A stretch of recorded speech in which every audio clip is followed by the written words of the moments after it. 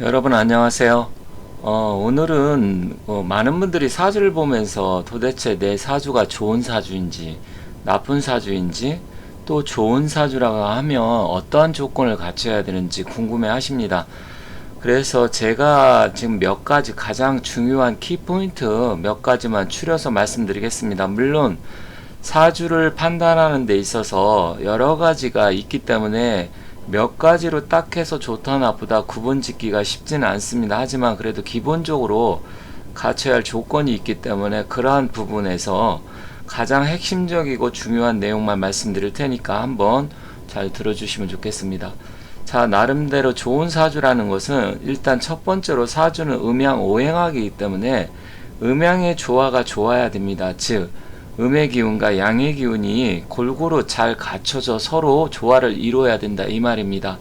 한쪽의 기운 즉 양이 너무 많아도 안 되고 음이 너무 많아도 안 됩니다.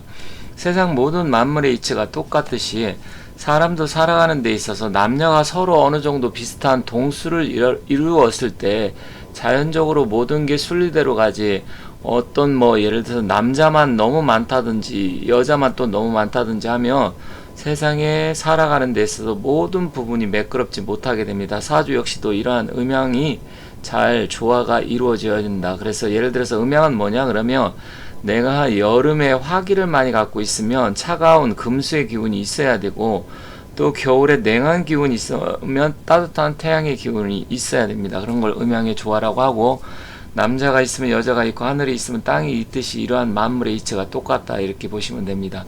두 번째로는 오행이 잘 갖춰져 있어야 됩니다. 오행이라는 것은 목화 토금수인데, 예를 들어서 이 목에도 양목이 있고 음목이 있고 수에도 양수가 있고 음수가 있습니다. 물론 그건 또 세분하게 디테일하게 구분을 해야 되지만, 일단 우리가 금수는 음의 기운으로 보고 그 다음에 목화는 양의 기운으로 본다고 하면 양수에 음이 있고 음수에 양이 있는데, 일단 오행이라는 것은 이런 거 목화토금수를 골고루 갖춰야, 우리가 육친론에서 공부를 해보신 분들은 아시겠지만 모든 것을 골고루 갖추게 됩니다. 그래서 음양의 조화, 오행의 조화가 잘 갖춰져 있어야 된다.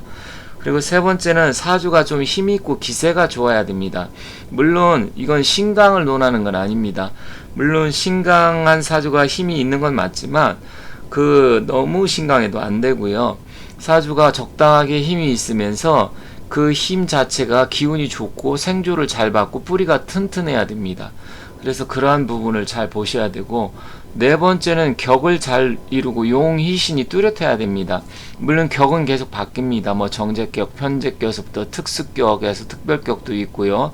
종황, 종강, 종합격에서 여러 가지 격이 있지만, 일반적으로 어떤 특별격이든 아니 일반 내격이든 격을 잘 갖추고 있어야 되고, 이 격을 갖췄으면 거기에 따라서 용신과 희신의 기운이 뚜렷해야 됩니다. 그래야만이 잘 받쳐져 있기 때문에 이러한 조건이 굉장히 중요합니다. 그리고 다섯 번째는 대운과 세운이 잘 들어와야 합니다. 아무리 사주의 격을 잘 갖추고 있고 힘이 있고 음양의 조화가 잘 갖춰져 있지만 대운과 세운이 잘 반대로 들어오게 되면 그런 사람도 힘들 때가 있습니다. 모든 세상 이치가 아무리 좋아도 한없이 좋을 수가 없기 때문에 그럴 때는 대운과 세운이 잘 받쳐줘야 되고, 만약에 내가 사주가 약간 신약하고 좀 어렵다, 그래서 조금 안 좋다, 그럴 때는 대운과 세운이 잘 받쳐주면 반대로 용희신이 들어오는 것이기 때문에, 물론 용신 희신이 대운과 세운에 들어올 때도 다치면 안 됩니다. 기세가 좋게 잘 들어와야 되는데 용신이 파극을 당한다든지 충살을 맞는다든지 공망이 됐다든지 이랬을 때는 그 힘을 또 발휘하기 어렵기 때문에 그러한 부분을 잘 살펴야 되고요. 또 마지막으로 제가 생각하는 거는 맑고 청아해야 됩니다. 그리고 탁한 기운이 없어야 됩니다. 즉 맑다는 것은 오행을 잘 갖춰졌고 음양의 조화가 잘 갖춰져 있어도 여기저기서 충국을 받고 칠살의 기운이 들이치고 그 다음에 백호, 기문관살 여러가지 탁한 기운이 있으면 안 좋습니다. 그렇기 때문에 일단 그런 조건이 갖췄다 하더라도 일단 너무 탁한 기운이 없고 좀 맑고 깨끗해야 된다. 그럼 이 정도 조건을 갖췄다고 하면 정말 90점 이상의 점수를 줄 수 있는 아주 좋은 사주다. 그러면 이걸 일반 사람이 어떻게 아느냐? 나는 뭐 이러한 내용은 그냥 무슨 말인지 알겠지만 이걸 내가 어떻게 구분을 해서 그걸 알 수 있느냐, 이거는 공부를 최소한 한 3년 정도는 하셔야 되고요. 그래서 오늘은 제가 바로 뒤에서 이러한 조건을 갖췄을 때 좋다 이렇게 말씀드릴 테니까 한번 보시면 좋겠습니다. 우선 먼저 오행이 무엇인지, 오행의 음양은 어떻게 되는지 이걸 아셔야 되는데, 일단 여기 보면 오행의 특성으로 되어 있는데 이 목화토금수 5개 기운이 있습니다. 그래서 목의 기운은 무엇을 나타내고, 화의 기운은 무엇을 나타내고, 수는 무엇을 나타내는지 여기 좀 간단하게 가장 중요한 키포인트를 말씀드렸는데, 일단 이것을 여러분들이 완벽하게 이해를 하셔야 됩니다. 이것을 이해를 해야 이게 서로 어떻게 생극제화가 되고 주고받으면서 서로 그 영향을 미치는지, 상생은 어떻게 되고 상극은 어떻게 되는지 그러한 부분을 잘 보셔야 되는데, 일단 다른 걸 떠나서 내 사주에 이렇게 목화토금수 골고루 5개를 다 갖추고 있다 하면 기본적인 조건 갖췄다, 즉 좋은 사주의 조건을 갖췄다고 보시면 됩니다. 왜 그러냐면 이렇게 목화토금수를 다 갖추면 음과 양의 기운을 골고루 갖추게 되고요. 그리고 여기 오행에서 필요한 기운은 다 갖추게 됩니다. 그래서 서로 주고받을 때 상생도 되고, 또 너무 강하면 어느 강한 것을 제하는, 즉 극하는 기운이 와서 그것을 제어해 주기 때문에 여기 5개의 특징, 물론 이거보다도 더 세밀하고 디테일하게 들어가면 여러가지 사항이 더 있지만 가장 기본적인 필수 요소이기 때문에 이러한 부분을 여러분들께서 알고 계시면 좋겠고요. 물론 이미 공부를 많이 하신 분들은 다 알고 있는 내용입니다. 그런 분들은 그냥 복습 차원에서 보시면 되고, 내가 공부를 하고 좀 더 배우고 싶은데 정말 어떤 사주가 좋은 사주고 좋은 팔자인지 모르겠다 하시는 분들만 보시면 될 것 같습니다.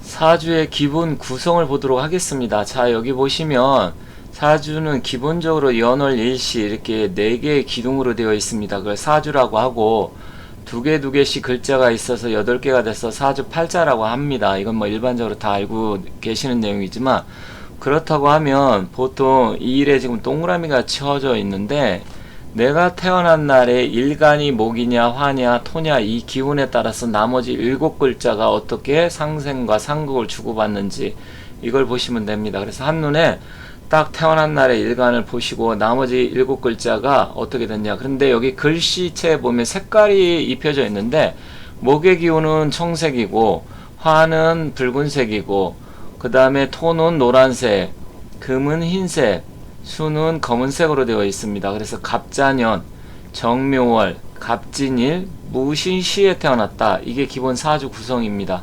그리고 아래는 대운이 있는데, 만약에 이게 남자다 그러면 정묘 다음에 남자가 갑자년에 태어났으면 순행을 하기 때문에 정묘 다음에 갑자을축 병인 정묘잖아요. 그 다음에 무진기사 경우신미 임신계유 갑슬 을의 병자정축 이렇게 나갑니다.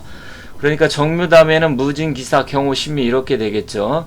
그리고 역시 대운에도 이렇게 색깔별로 구분이 되어 있고요. 그 밑에 세운이라는 것은 매년 들어오는 운, 뭐 2022, 뭐 2023, 2024 이런 식으로 되어 있기 때문에 이거는 세운 매년 들어오는 운입니다. 물론 또 월과 일 이렇게 또 구성이 되어 있기 때문에 또 시간까지 보려고 하면 아주 복잡해지긴 합니다. 하지만 큰 틀에서 대운과 세운이 중요하기 때문에 이렇게 말씀드렸고요. 그럼 이게 힘의 구성이 어떻게 되어 있는지 한번 구체적으로 살펴볼게요.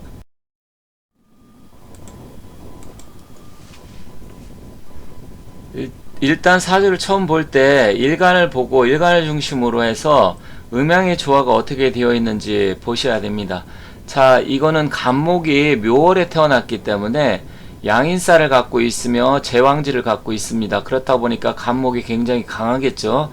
더군다나 이게 이제 삼합의 기운으로 신자진으로 되어 있기 때문에 수기가 강하고 간목의 기운이 굉장히 강합니다. 그러다 보니까 이건 신강사주로 볼 수가 있고요. 그럼 신강사주가 있는데 일단 기본적으로 음양은 어떻게 보느냐. 일단 목화기운은 양기로 보고 금수는 음기로 본다고 했습니다. 그러면 갑자년 쥐띠니까 이 수의 기운과 또 여기 신시에 태어났으니까 음기를 갖고 있습니다. 그리고 정묘월이니까 화를 갖고 있으니까 또 양기를 갖고 있고, 무토는 또 양기고 진토는 습토이기 때문에 음기입니다. 그럼 신자진 합쳐서 보면 음양의 조화가 이건 잘 되어 있다 이렇게 볼 수가 있습니다. 그리고 두 번째로는 이 신강하냐 기세가 강하죠. 기세가 강하면서 골고루 이거는 상관이고 또 무토와 진토는 편재고 더군다나 편간 신금까지 갖고 있기 때문에 오행의 조화 또한 잘 되어 있고 제어가 잘 확실하게 되어 있습니다. 물론 약간 여기서 보면 탁한 기운으로 보면 잠유 형살이 있는데 그런데 신자진 삼합의 기운으로 해서 이게 합의 기운이 우선이기 때문에 합이 된다 이렇게 보면 특별하게 여기서는 문제가 되는 탁한 기운이 없습니다. 그러면 아까 제가 처음에 말씀드린 여러가지 조건을 잘 갖춰져 있고 또 용신도 여기는 신강하기 때문에 용신이 신강했을 때는 일단은 가장 중요한 거는 뭐 용신을 세밀하게 한다고 하면 그게 좀 달라지기 때문에 조우용신이냐 억부냐 뭐 통간이냐 이런 걸 살펴볼 수 있지만 일단 여기서 신강해서 억부로 따진다고 하면 일단 식신상관, 재성, 관 이게 모두 다 좋은 기운으로 볼 수 있습니다. 그렇다고 보면 용신의 기운도 여기 용희신의 기운도 굉장히 강하죠. 그래서 이 사주는 잘 제가 앞서 말씀드린 그런 기본 조건에 잘 갖춰져 있기 때문에 좋은 사주에 들어간다. 기세도 좋고 음양의 조화, 용의신 잘 갖춰져 있고요. 또 대운도 보면 일찍부터 해서 잘 흘러와서 대운의 흐름 또한 굉장히 좋습니다. 그래서 편재 정재 기운과 식신상관, 편간 정관 뭐 이런 게 골고루 다 갖춰져 있고 느지막하게 67대운에서 이제 갑술대운 뭐 이때 조금 갑이 들어와서 좀 그렇지만 전반적으로 이렇게 되면 이건 좋은 사주고 대운도 이 정도 흐름이라고 하면 굉장히 좋습니다. 물론 세운과 대운의 조화 또 2022년 이민년과 2023년 개민년 2024년 갑진년에는 조금 너무 신강한데 강한 기운이 들어오기 때문에 이때는 조금 힘들고 어려운 문제에 봉착할 수 있는 소지는 갖고 있습니다. 그렇지만 그 기본적으로 큰 사주의 흐름 속에 대운과 모든 이 조화가 일시적으로 오지만 큰 틀에서는 좋기 때문에 일시적으로 약간 소강 상태나 어려운 점은 있을 수 있고 그 시기에 2022, 23, 24년만 조금 주의한다고 하면 나머지 부분에서는 다시 또 원만하게 돌아가기 때문에 굉장히 구성도 좋고 좋은 사주다. 그리고 기본적으로 잘 사주팔자를 갖고 태어났기 때문에 이 정도면 거의 한 90점 정도의 점수를 줄 수 있는 아주 좋은 사주다 이렇게 말씀드리겠습니다.